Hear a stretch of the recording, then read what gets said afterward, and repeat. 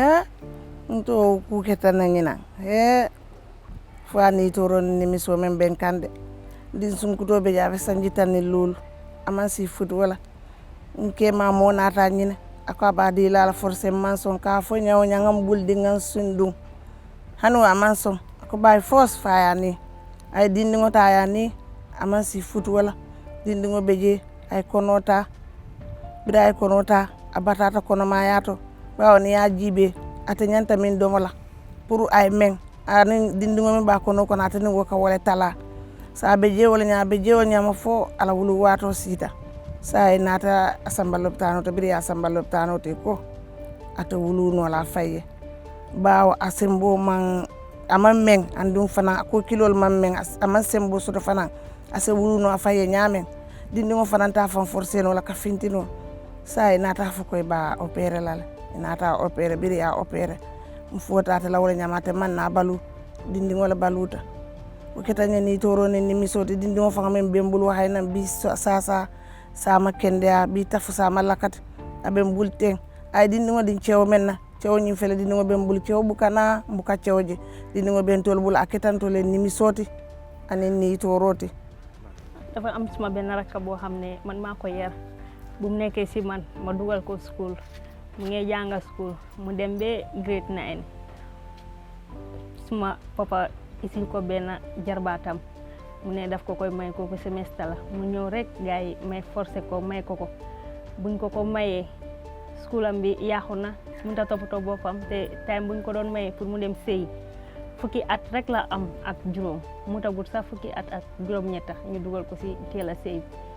légui bu mu démé bé ci sey bi mu am ñaari doom mu ta topoto bopam mu ta topoto xalé yi légui jëkëram bayina ko fi dem na yoonam mënu ci xalé yi dara gisul jëkëram te lolu yépp téla sey bi moko waral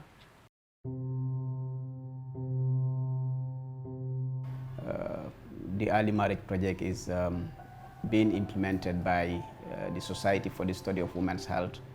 in partnership with the Agency for the Development of Women and Children in Kerawan. The project aims to understand the factors that have contributed to the decline in early marriage in the Gambia, but also to design effective package of interventions that could be used to further accelerate the decline.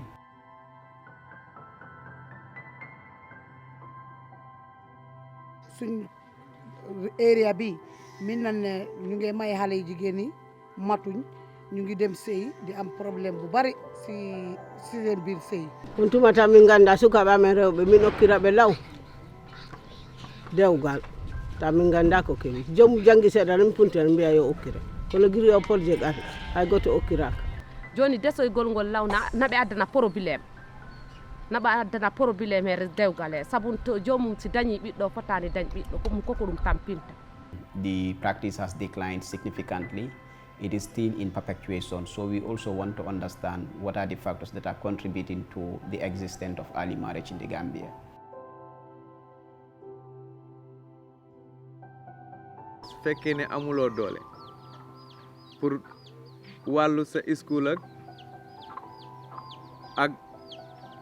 fayu school ak óoluwuloo xale bi hinne soo ko génneewut school maye ko mun nay am jafe-jafe wala mun nañuy yàq life am yooyu noonu yëpp doon na ko koos waaye da nga gis ne projet bi bu mu ñëwee mu ngi ñuy jàngal ci façon yu bari pour naka lañ mun a def ba mucc ci jafe-jafe yooyu noonu ñuy wax ak condition. So we have already collected baseline data that has provided us with information on the social and cultural factors that are contributing to early marriage in the Gambia. And based on the baseline data, we have designed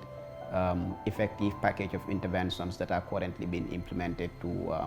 reduce the prevalence of early marriage, but also by extension, the prevalence of teenage pregnancy as well. We have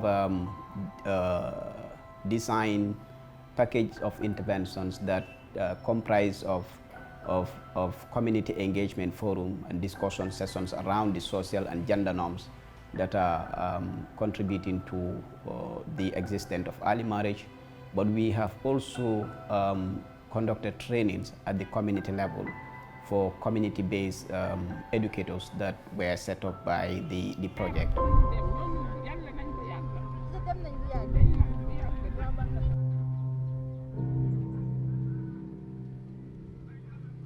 Untam committee de nyim project ko kon barin ka dinngol nka karamto dinngol sunkutuno nin kamane olon ka wala le yamar futu juno la ala kole ya ko la nala kono ma juno nka nke ka candi wala amna yo xamne yu bari duñ ko dé jangale ci school bi as peer educator la dama am pour dem ci boys yi round waxa gaay jangal len lo xamantene is about sexual reproductive system. When they them to school, they advise Hale about early marriage and their teenage pregnancy. That is not good in our health. So as we see now, many girls, young girls are going to marriage below 18 years, which is not good. So to advise them to avoid only that, even though if you cannot finish it, at least 95% to reduce that to be finished in our society, because it's not good in our health.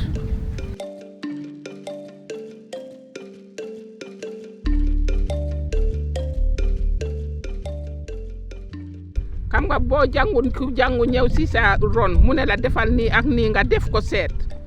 fekke def boobu baax na nga dangay topp si loolu léegi nag ñu ñëw foofu jàngal ñu waxal ñu loolu ñun tam ñu seet ko ñu xam ne buñ ko defee suñ njëriñ la ëllëg ku ñëw mu ne la baaxal defal sa doom mu baax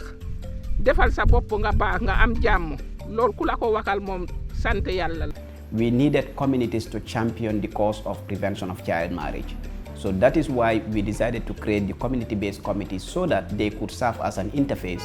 between the communities and the project team. So through the community-based committees, we've been able to conduct door-to-door mobilization on child marriage, on the prevention of early marriage and teenage pregnancy.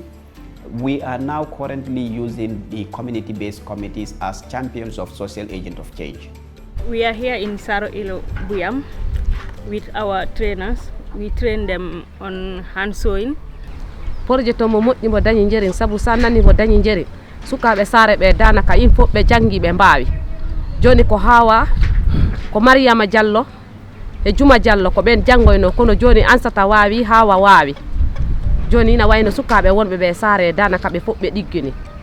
fay ñëwoon jël xale yi dem jàngale leen léegi rakkare yi ñu jàng foofu ñëpp si buñ jàngee ñëpp si ñu jàngale suñ xale yi waa dëkk gi léegi xale yi léegi ñëpp mën nañ. As part of the package of interventions, we also have drama at the community level. And with the drama, we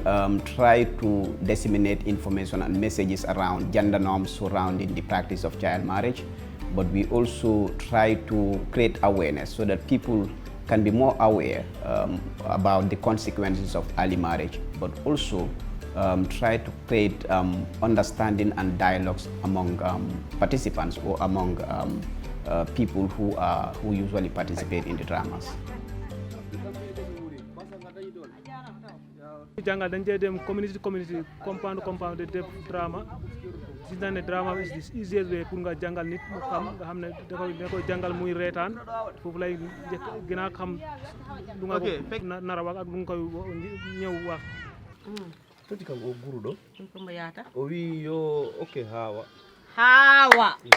si a heb dubi sappo e jobi bo biya okina alande o kalta jangre debbo debbo doyta jangre ba do ni yata Hawa ko resoytedo ko mi woni bammo mi woni jogalle mi woni jom galle o mi dogal mi lebi dogal pour orse o resoyte ayo timi ko mar bolo ko ala jimbo ko ala soble ko ala diwi ya basal anan podano Hawa jangi Hawa jippima ngiya dum fofoppo ko sa o kiri dum joni Hawa yaha kali yaha o arta o nyawa en dañta ko nyawli lartide dum na théâtre bi gay jangana ci lu bari parce que man dama fogon ne xale bu jigen bu nekk bu waré sey bu maté dal dafa wara sey ndekete xale bu jigen bu matut soko mayé jëkkër mun na la indil benen problème bu bokkut ak li nga soxla baax na ci ñun lool parce que fimne ni xam nañ heure buñ leen wara mayé parce que xale bi boko dugalé nek dañuy fonne mag la bu àggee dañuy yëkkati li nga xam ne moom la mag war a yore jox ko ko fekk jëmmam du ko àttan bu yàlla defee mu jël ci ëmb bu njëkkee ba bu ëmbee bu neexee ci biir ëmb bi du wér bu njëkkee ba ñu ne mu ngi toll ci amam doom foofa gën a métti te loolu yëpp yee nañ ñu ci. So the dramas usually are highly interactive, and we normally choose a particular topic. Like we can choose so many topics like early marriage, teenage pregnancy, and even some aspect of female genital mutilation, because these are also cultural practices that are all related to the practice of early marriage. Because if you look at teenage pregnancy, our baseline data reveal that fear of unwanted pregnancy is a major contributing factor to why most parents would decide that their girl child should get married early, because they fear that by delaying the age of marriage of the girl child, there are chances that she could contract unwanted pregnancy. waajur yi boo gisee ñu di ko def li ci gën a bari jafe-jafe ñaari jafe-jafe moo dee tax xale yi léegi pour nga denc leen ci kër gi te dabuñ joxe seen boppa pour ba jëlee ci ëmba xale yi ñu bari ñoon lañ loolu waajur yu bari loolu lañ dee ragal di jël seen doom yi di ko maye. beneen bi ci tegee tamit mooy maanaam loolu noonu da ngay gis koo xam ne nii tamit jafe-jafe moo ko cee dugal ci wàllu dundal ak dëkkal yooyu noonu dañ day nekk jafe-jafe ci moom mu jël doomam maye ko parce que pour public bi. But we are also sponsoring girls to stay in the school system, because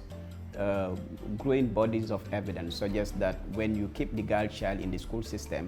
you're delaying her age of getting married. So we are also supporting, as part of the package of interventions, we are also supporting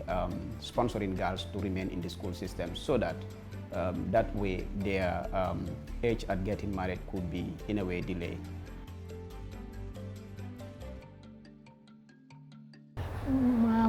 Daaw suma parents dama bëggoon a maye te jotaguma sëyi léegi waa SSWH dégg ko ñëw jàppale ma ba kooku dugaloon mais bu njëkk so gars yi foo ma cancel sëy bi léegi waa SSWH bëgg neen pour jël xaalis boobu yëpp delloo ko ma continuer suma jànga léegi ñu ngi di fii Kombo Crab Island maa ngi jànga ñu ngi may fayal soo dem na fas yéene naa su ma demee ba pare ma mun suma métier di jàppale suma bopp jàppale suma parents yi doog a dugal si sëy inchallah. Aisatu's marriage was postponed because of the project intervention. So because we were able to convince the parent not to give her hand in marriage at an early age, we decided to sponsor her. We are currently supporting her giving her educational materials, finances, and so on, in order to just ensure that she stays in the school system and she can also, have or develop life skills that she could use even when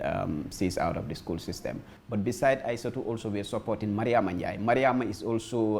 a differentially able. But the thing is that Mariama, the parents explained to us that, if Mariama cannot remain in the school, they're going to give her hand in marriage. So because of that, we decided to intervene by supporting Mariama and making sure that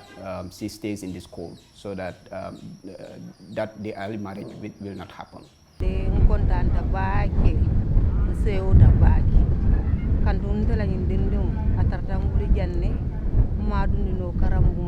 Avenna hamoto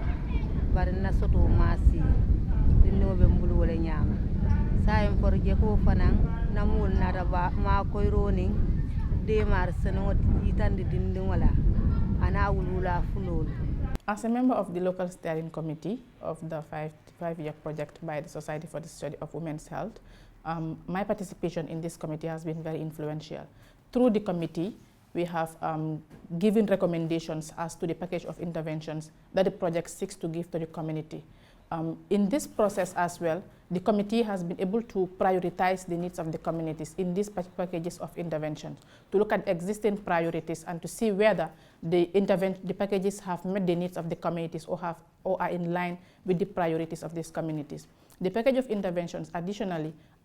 is going to be used by these community members to help parents or to help the girls to be prevented from early marriage or to prevented from